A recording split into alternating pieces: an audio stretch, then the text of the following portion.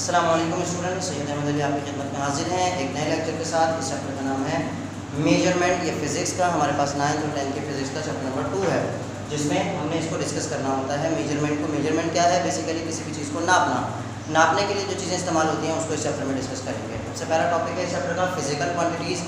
What are physical quantities? Physical quantities are those quantities that can be measured. वो चीज़ें जिनको quantities जिनको हम मेजर कर सकते हैं उन्हें हम क्या कहते हैं? फिजिकल क्वांटिटीज़ कहते हैं। For example mass, length, volume etcetera. Volume के अलावा और भी बहुत सारी हैं, फोर्स है हमारे पास, इसी तरह वेलोसिटी है, एक्सेलरेशन है, और भी बहुत सारी हम चीज़ों को देखेंगे इस चैप्टर में जिनको फिजिकल क्वांटिटीज़ कहा जाता है।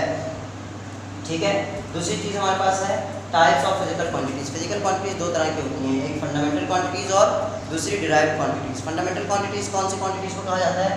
फंडामेंटल क्वांटिटीज़ उन क्वांटिटीज़ को कहा जाता है जिनको हम क्या करते हैं, जो हमारे पास बेसिक क्वांटिटीज़ हों। इनका दूसरा नाम है बेसिक क्वांटिटीज़। बेसिक क्वांटिटीज़ मतलब जो किसी और से डिराइव ना हुई हो, जिसको हमने कहीं और से हासिल ना किया गया हो, जिसको कैलकुलेट करने के लिए किसी दूसरी क्वांटिटी की हेल्प ना लेनी हो, जो डायरेक्टली हमारे पास क्या हो सकती हो, मेजर हो सकती हो। ऐसी क्वांटिटीज़ को हम क्या कहते हैं?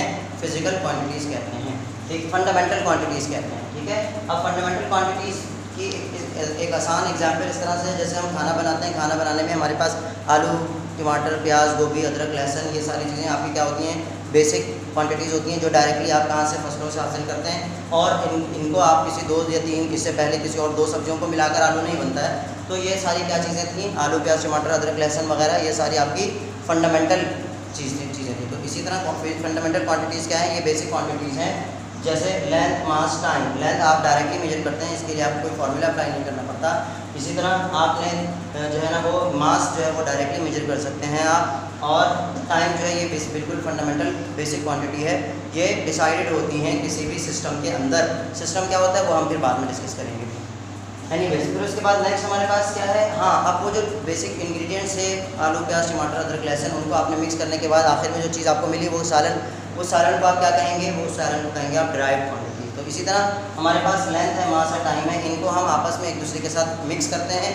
मिक्स करने के बाद कभी 2 क्वांटिटीज़ को आपस में मल्टीप्लाई डिवाइड कर देते हैं, या फिर कभी 3 क्वांटिटीज़ को, या कभी 2 को मल्टीप्लाई करके तीसरे से डिवाइड करते हैं, या कभी एक ही क्वांटिटी को 3 मरतबा आपस में मल्टीप्लाई कर देते हैं, तो ये 2 मरतबा मल्टीप्लाई कर देते हैं। तो हमारे पास एक नई फिजिकल क्वांटिटी आ जाती है जो कि फंडामेंटल क्वांटिटी की हेल्प से बनी है।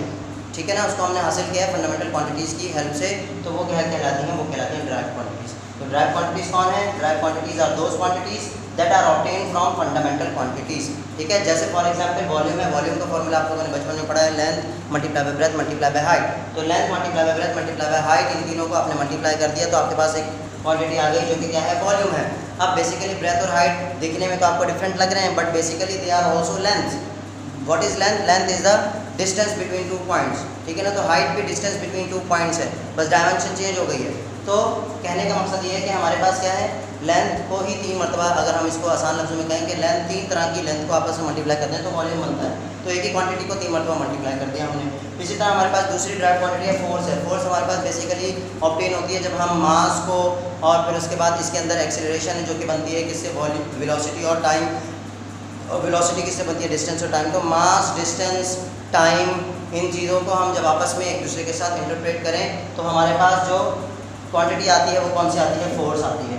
ठीक है ना। तो फोर्स भी बेसिकली क्या हुआ? फंडामेंटल क्वांटिटीज़ की हेल्प से बनी, तो इसीलिए इसे क्या कहेंगे? Derived quantity. ठीक है ना। स्पीड भी हमारे पास क्या है? डिस्टेंस और टाइम दोनों को आपस में जब आप डिवाइड करें तो स्पीड आती है हमारे पास। तो क्योंकि इसके लिए हमने फंडामेंटल क्वांटिटीज़ को यूज़ किया, तो that is why it is also a derived quantity. ठीक हो गई बात। तो ड्राइव क्वांटिटी फंडामेंटल क्वांटिटी से हासिल की जाती है, और फंडामेंटल क्वांटिटी जो किसी दूसरी क्वांटिटी से हासिल ना की गई हो, बल्कि डायरेक्टली हमने मेजर किया हो इसको, या ये फिक्स होती हैं किसी भी सिस्टम में। ठीक है। और ये तमाम दोनों को मिला दें अगर हम दोनों क्वांटिटीज़ को, तो वो हमारे पास क्या कहलाती हैं? वो कहलाती हैं फिजिकल क्वांटिटीज़। अब दुनिया भर में हमारे पास बहुत सारी फिजिकल क्वांटिटीज़ हैं। जैसे आजकल के दौर में अगर हम बात करें तो इंटरनेशनल सिस्टम एक सिस्टम है जिसको हम आगे डिस्कस करेंगे। उस सिस्टम में हमारे पास कुछ 7 बस फंडामेंटल क्वांटिटीज़ हैं, उससे ज़्यादा नहीं है, वो फिक्स है 7 फंडामेंटल क्वांटिटीज़ है। उसके अलावा जितनी भी दुनिया भर में हज़ारों लाखों जो दूसरी क्वांटिटीज़ हैं वो सारी की सारी किससे बनाई गई हैं? उन्हीं 7 को आपस में एक दूसरे के साथ मिक्स करके वो नई क्वांटिटीज़ बनाई गई हैं जो कि हज़ारों लाखों हैं, लेकिन वो सारी की सारी कौन है? वो ड्राइव्ड क्वांटिटीज़ हैं। फंडामेंटल क्वांटिटीज़ फिक्स होती हैं। ठीक है ना। तो इंटरनेशनल सिस्टम से पहले जो सिस्टम थे चल रहे थे उनके अंदर जो सिस्टम में ज़्यादातर हमारे पास क्वांटिटीज फंडामेंटल क्वांटिटीज होती थी, वो 3 फंडामेंटल क्वांटिटीज फिक्स होती थी। वो कौन सी? वो ये वाली, मास और लेंथ और वॉल्यूम, ठीक है, सॉरी मास, लेंथ, मास और टाइम। एक FPS सिस्टम था जिसमें हमारे पास जो है वो मास को हटाकर उन्होंने फोर्स लगा दिया था, ब्रिटिश इंजीनियरिंग सिस्टम भी कहते हैं जिसको, अभी पढ़ेंगे। तो ये तो हो गया हमारे पास फिजिकल क्वांटिटीज़ का टॉपिक। अब अगला टॉपिक है हमारे पास यूनिट्स का टॉपिक, उसको हम डिस्कस करेंगे। एक second.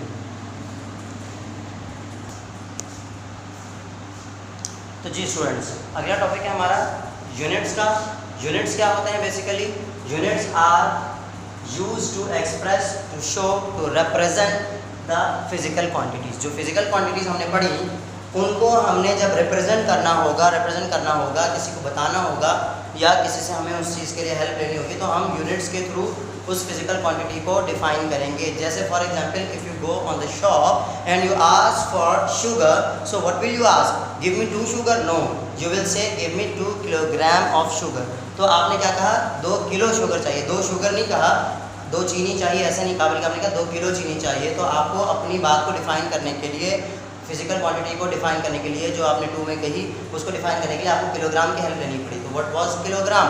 Kilogram is basically the unit of mass. तो किसी भी फिजिकल क्वांटिटी को आप बगैर उसके यूनिट के जो है वो डिस्क्राइब नहीं कर सकते, उससे रिलेटेड कोई भी डिस्कशन नहीं कर सकते। तो यूनिट्स क्या हैं? बेसिकली यूनिट्स जो हैं हमारे पास फिजिकल क्वांटिटीज़ को डिफाइन करने के लिए यूज़ होते हैं। अच्छा, अब यूनिट, क्योंकि फिजिकल क्वांटिटीज़ की हमारे पास 2 टाइप्स थी, कौन कौन सी? फंडामेंटल और डिराइव। तो इसी तरह यूनिट्स की भी हमारे पास 2 टाइप्स होंगी, कौन कौन सी? फंडामेंटल और डिराइव। लेकिन उससे पहले इसकी एग्जाम्पल देख लेते हैं। जैसे किलोग्राम मैंने बता दिया, मास का हमारे पास यूनिट है, ठीक है ना। तो अक्सर बच्चे यूनिट को और फिजिकल क्वांटिटी को मिक्स कर देते हैं। तो नहीं, याद रखिएगा कि जब हम किसी भी फिजिकल क्वांटिटी को डिस्क्राइब कर रहे होते हैं तो हम यूनिट यूज़ करते हैं। लेकिन क्या है, हमारे पास फिजिकल क्वांटिटीज़ जो है वो मास, लेंथ वगैरह, ये सारी चीज़ें जो हम नॉर्मली वर्ड्स यूज़ करते हैं, मास, लेंथ, फोर्स एक्सेट्रा, ये फिजिकल क्वांटिटीज़ हैं। लेकिन इनको डिफाइन करने के लिए जो नंबर के साथ हम वर्ड यूज़ करते हैं वो होता है उसका यूनिट। जैसे कि अगर फोर्स की बात करें तो कितनी फोर्स, तो उसका जो आंसर आएगा वो आएगा 2 न्यूटन फोर्स। तो बेसिकली न्यूटन क्या है? फोर्स का यूनिट है।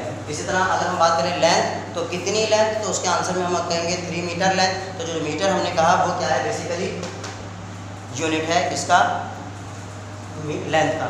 नेक्स्ट हमारे पास इसकी टाइप्स बात कर लेते हैं, फंडामेंटल यूनिट्स और डिराइव्ड यूनिट्स। फंडामेंटल यूनिट्स क्या होते हैं? फंडामेंटल यूनिट्स बेसिकली उन यूनिट्स को कहा जाता है जो कि फंडामेंटल क्वांटिटीज़ को एक्सप्रेस या शो करने के लिए इस्तेमाल हो रही है। आप कोई से भी वर्ड यूज़ कर सकते हैं, एक्सप्रेस, शो, रिप्रेजेंट, इनमें से कोई भी वर्ड यूज़ कर सकते हैं। तो बेसिकली फंडामेंटल क्वांटिटीज़ क्या है? फंडामेंटल यूनिट्स क्या है? जो फंडामेंटल क्वांटिटीज़ को रिप्रेजेंट करने के लिए यूज़ हो रहे हों। तो इंग्लिश में भी यही लिख दिया मैंने कि fundamental units are used to express fundamental quantities, ठीक है ना। इनका दूसरा नाम क्या है? They are basic units, they are also called basic units. तो एग्जाम्पल क्या है? जैसे लेंथ का यूनिट हमारे पास क्या है? मीटर। तो metre is for length. Kilogram mass का यूनिट है। सेकंड जो है वो टाइम का यूनिट है। टाइम का यूनिट क्या यूज़ किया जाता है? सेकंड, ठीक है ना। ये इंटरनेशनली यही यूज़ होता है। तो तकरीबन हर सिस्टम ने यही यूनिट अडॉप्ट किया टाइम का, जो कि है सेकंड। एंड डिराइव्ड यूनिट्स क्या होते हैं? Derived units basically are those units that are used to represent, that are used to show, that are used to express derived quantities, ठीक है ना। derived quantities को शो करने के लिए जब derived quantity की बात कर रहे होंगे, उसका आंसर दे रहे होंगे, तो उस आंसर में जो हम स्पेसिफिक जो यूनिट यूज़ करेंगे वो यूनिट क्या होगा? derived यूनिट होगा, ठीक है ना। तो बेसिकली derived यूनिट्स बनते हैं derived ये फंडामेंटल यूनिट्स को ज्वाइन करके। कैसे? तो ये देखिएगा कि हमारे पास क्या है? derived units are used to express derived quantities. For example, cubic meter for volume. Volume के लिए क्या यूज़ किया हमने? Cubic metre. क्यूबिक मीटर मतलब क्या होता है क्यूबिक मीटर का? कि मीटर के ऊपर 3 लगा दीजिए। अब इसमें 3 बेसिकली मीटर इस्तेमाल हुए, क्योंकि आपको पता था वॉल्यूम जो है वो length multiply by breadth multiply by height. कहने में अलग अलग है ब्रेथ और height, but basically they are also length. तो 3 दफ़ा लेंथ को मल्टीप्लाई कर दिया, तो इसका मतलब उसके 3 मरतबा लेंथ के यूनिट यूज़ करेंगे। तो 3 मरतबा लेंथ के जो यूनिट यूज़ किए वो क्या है? 3 मरतबा मीटर। और मीटर को 3 मरतबा आपस में मल्टीप्लाई करें तो उनकी पावर्स ऐड हो जाएंगी, और पावर क्या हो जाएगी? 3, ठीक है ना। Metre cube. क्यूबिक मीटर को हम शॉर्टकट में सिंबॉलिक फॉर्म में इस तरह से लिखते हैं, ठीक है। उसके बाद नेक्स्ट हमारे पास है फोर्स का यूनिट। फोर्स का यूनिट क्या होता है? फोर्स एक डिराइव्ड क्वांटिटी है, क्योंकि मैंने बताया कि फोर्स आपके पास मास और डिस्टेंस और टाइम, इन तीनों चीज़ों को जब आप, या वेलोसिटी और टाइम, और इसको जब हम तीनों को मर्ज करते हैं आपस में तो हमारे पास क्या बनता है? फोर्स बनता है। तो बेसिकली आपने फंडामेंटल क्वांटिटीज़ की हेल्प ली ना, तो इसीलिए क्या है? कि इसका जो यूनिट है ये डिराइव क्वांटिटी हेल्प ली, तो इसलिए डिराइव क्वांटिटी है, और डिराइव क्वांटिटी का यूनिट भी क्या होगा, डिराइव यूनिट, और फोर्स का यूनिट क्या है, न्यूटन है।